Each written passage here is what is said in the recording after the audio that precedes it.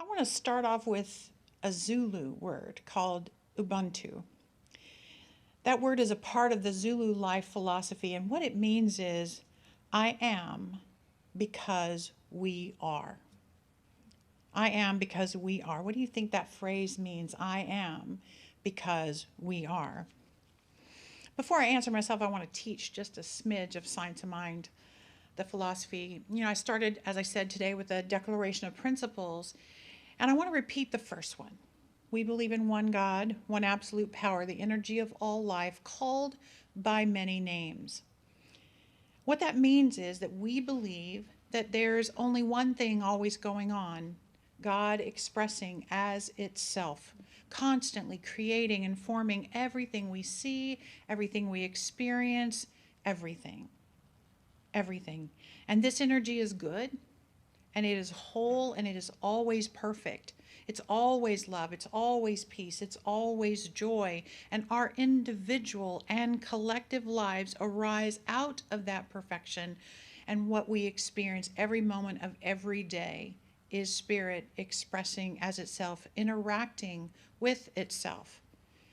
I teach that we're always straddling these two worlds. We straddle one world, which is the human world, and everything that we can interpret with our five senses, our reactions, all the situations, and everything we're in. And then we also have a foot in the world of spirit. Everything just as I described, perfection, wholeness, love, all that stuff. We are both human and spirit at the same time. And we're either aware of our human stuff and we forget about the spiritual stuff, or we're really in tune with the spiritual stuff and the world of effect, or the world out here kind of becomes a blur. But we're striving to stay in both, but we're striving to make decisions and choices from a spiritual perspective. Because as a human race, we have a shared consciousness, a shared belief system, a way the world works. Some people call it race consciousness. And this shared consciousness is an agreed upon level of awareness and perception of how the world works, how things unfold, and what is possible. And the vast majority of the people, just simply accept the shared consciousness, the shared world of possibility without question, right? And I want to make sure you understand that some of the race consciousness, some of the shared beliefs of all of humanity are very positive and good in our lives, such as the belief that babies are precious and they should be protected. That's almost universal belief, right? But some of the race consciousness that we share and that influences us is very challenging and discouraging. An example of that would be the shared belief that human beings are at the top of the pyramid and have dominion over everything, and all of nature, wildlife, everything serves humanity, right? Or just about everything else, right? And the shared belief perhaps that war is the only way to solve things, right? So as I spoke of those two examples, I hope some of you in your mind said, wait a minute, I don't really believe that all of the forests and everything should be destroyed for the advancement of humankind. I hope that's the truth. I hope that you do question, push back inside yourself, because it illustrates that we as individuals do not have to hold race consciousness. We don't have to believe like everyone else believes. Why? Because we have free will. We have free will. We can think the thoughts that everybody else thinks. We can, but we certainly don't have to. We can believe what most people believe, or we can decide to believe something different. Because in our Declaration of Principles, it also said, I believe that all thought is creative, and how I choose to think creates my personal experience. So if we continue to align our thinking and believing with the rest of the human race is going to keep experiencing the same challenges, the same stuff, century after century. But because there have always been free thinkers who become teachers and philosophers and leaders and scientists, new ideas and solutions and possibilities, they come out. We experience them, and the human race evolves. Just to give you some examples, think about all the progress that has been made just in our lifetimes. Think about that. Someone had to believe that a phone did not have to hang on the wall with a long curly cord that wrapped around your whole house, right? Someone had to believe that people would be willing to book their own airline tickets on the computer and not call a travel agent, right? Someone had to believe that you could replace a heart valve without opening up someone's chest. Someone had to believe that. And then those someones had to convince some more someones to believe in that same possibility. Then more people, then more people, then more people, until it reached a tipping point, and suddenly most of the human race agreed that the old way of doing things could be fading away into history. The wall phone, buying airline tickets through a travel agent, or open heart surgery for valve replacement, just three small examples. Are there still people with phones on their walls? Yes, of course. They still have those long tangled cords. Why? Because they have free will, right? And as we go through life, we naturally assimilate with our parents, with our teachers, with our early influences. And then we hit adolescence. And what happens in adolescence? We begin to push back, don't we? We begin like, I don't believe that. I don't know what you're talking about, Mom. I don't think so. I don't think so. And some of us keep pushing in that direction into their own freedom and freedom to create their lives. And some people go back to the teachings of their beginnings when they get done being a rebel. But some of us never fit back into that early mold that we were kind of placed in. We continue to dismantle our belief systems and our thought patterns for the rest of our lives. And I think most of us who wander into spirituality like this, most of us are those who are continuing to dismantle our thoughts and beliefs constantly. We're here to explore, what is race consciousness saying about life, and what might we want to choose to believe that would make our lives feel better and have better experiences and fit us better. So what do? We engage in spiritual practices. We take classes. We do everything we can to raise our spiritual awareness in our lives. And we stretch our consciousness and then stretch it some more, right? That's what we do. We learn to think in new ways. We expand. And we do this as individuals because personal development is important to us. That's why we're here. We want to live happier and more free and healthier and more peaceful, more fulfilled. That's what we're here for. But my point this morning is, as we do this as individuals, guess what's happening? People around us are watching as we take our phones off the walls. They're watching us. They're watching us. They're watching us let go of our old wounds, as we realize that holding a grudge is not the way to hold a personal power. It's healthier. It's healthier to forgive and let go and move on. People are watching us as we walk that path to freedom for ourselves. People are watching the changes happening in our lives as we become happier. So we may be working on ourselves as individuals, but we're also having an impact on the group. When one person heals and expands into greater love, everyone around them is touched and positively impacted too. When you bring higher vibration into the group, everyone feels it. The group rises too. I'm sure you've heard the phrase, the whole is greater than the sum of its parts, right? That's a phrase that we say.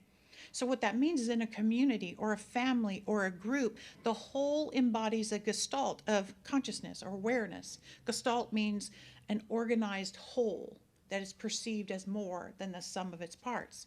So back to where I started, Ubuntu. Ubuntu. I am because we are.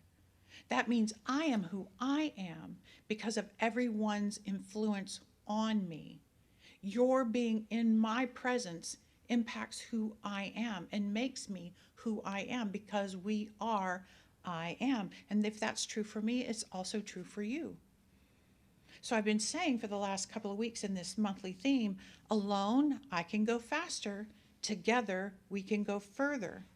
So today what I'm saying is, alone I can go as myself, but in this collective I can go better. I can go better. As you rise, I rise. As I rise, you rise. The Bible says this, Matthew 18:20. For where 2 or 3 are gathered together in my name, there I am in the midst of them. So if I look at that metaphysically, I take that scripture to mean that when we gather in the name of truth and bring spirit into any equation, the power in the situation is amplified way beyond just the 2 or 3 people that are gathered together. And we're gathered here in spiritual truth. That's what we're here for a spiritual purpose, right? And our purpose is to uplift the lives of those around us, to heal ourselves and to heal others, to give ourselves freedom from discord of any kind in our life, and to give that same freedom to others, to know love in our own hearts and minds, but also to know love in the hearts and minds of others. We give ourselves this community and we welcome others into it. Why? Because of the statement, I am because we are, right?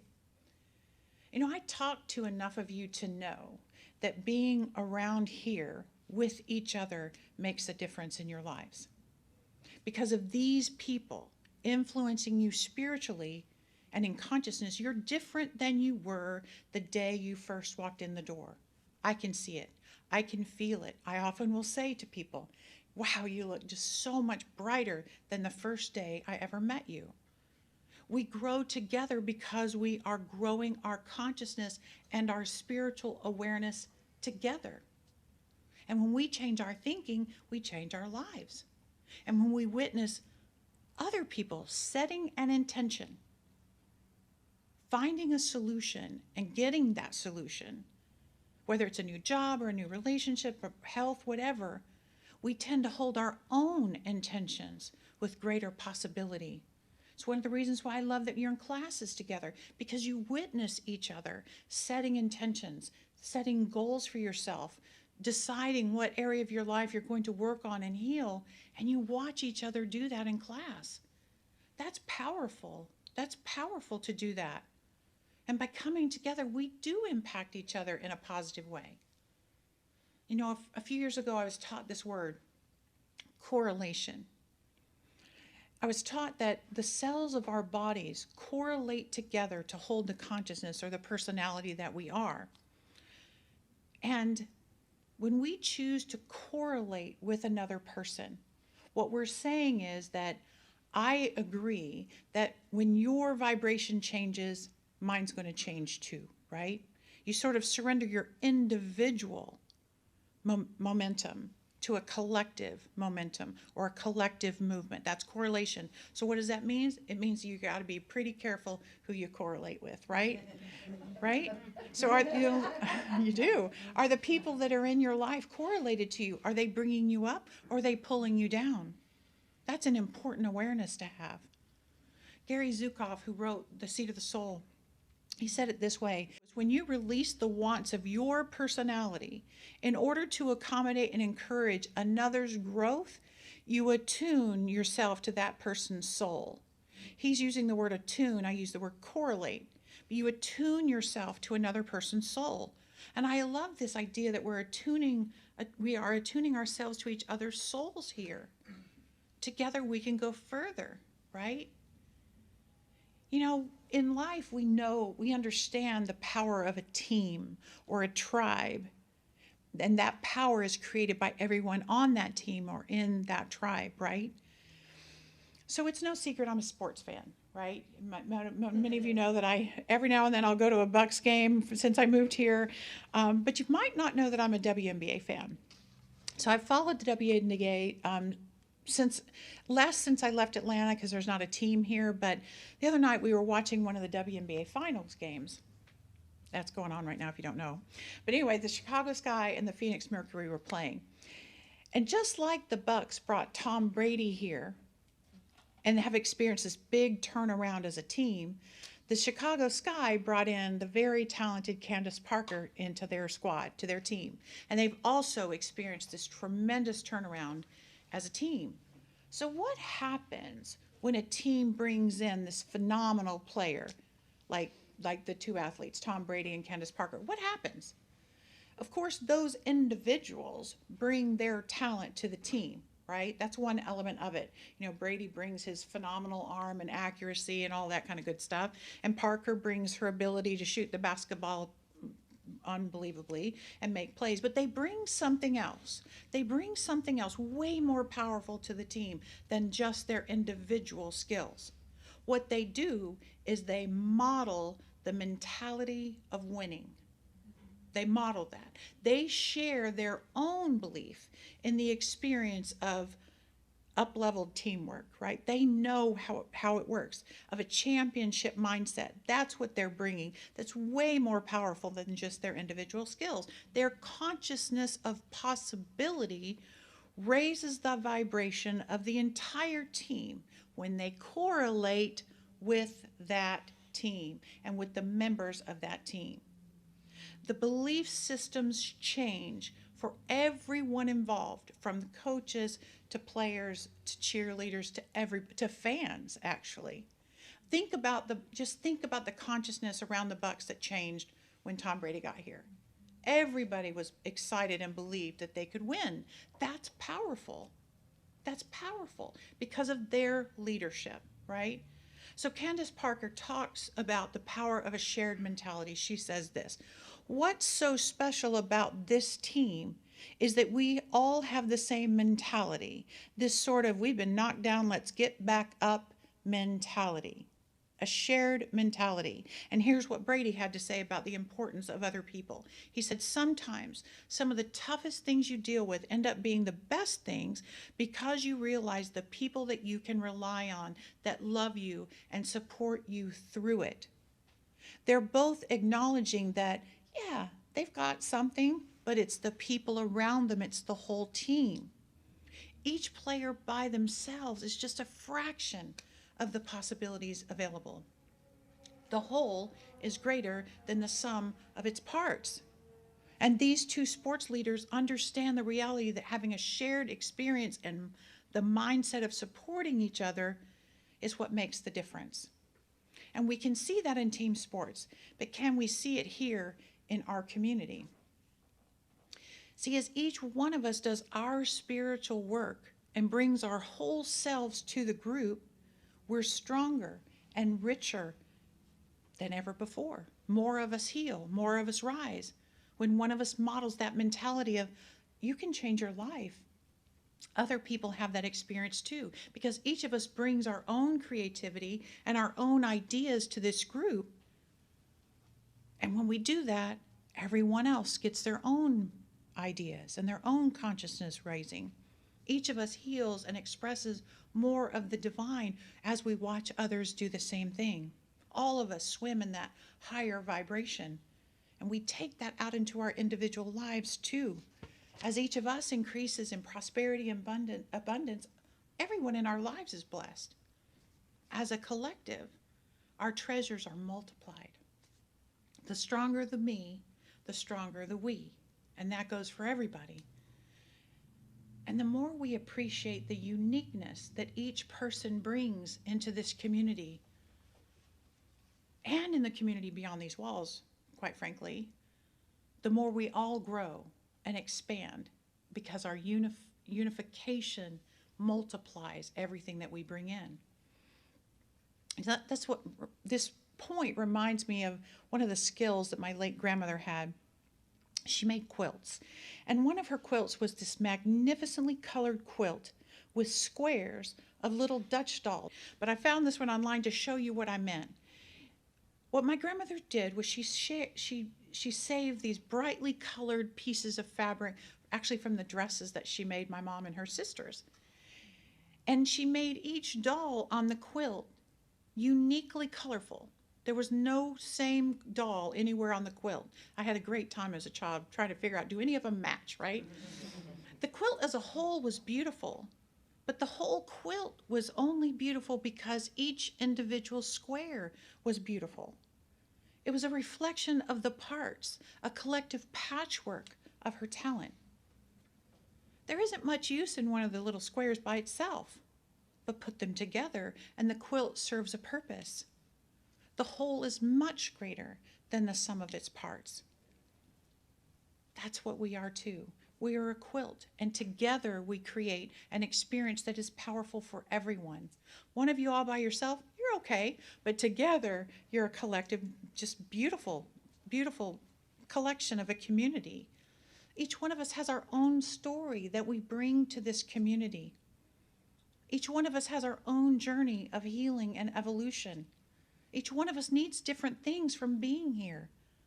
But each one of us gets what we bring and we receive it back, just like Fonnie sang about. We give and we receive. You know, my newsletter quote this week was, "The place where you are right now, God circled on a map for you." God circled this place on the map for you. And I'm so grateful that your map brought you here and brings you here. I am because we are. So I have a 2-sentence affirmation for us this morning that we can read together. Not a 1-sentence one. Read this with me. I am right where I belong, surrounded by love and light, and I am whole. I am because we are. And so it is. Thank you.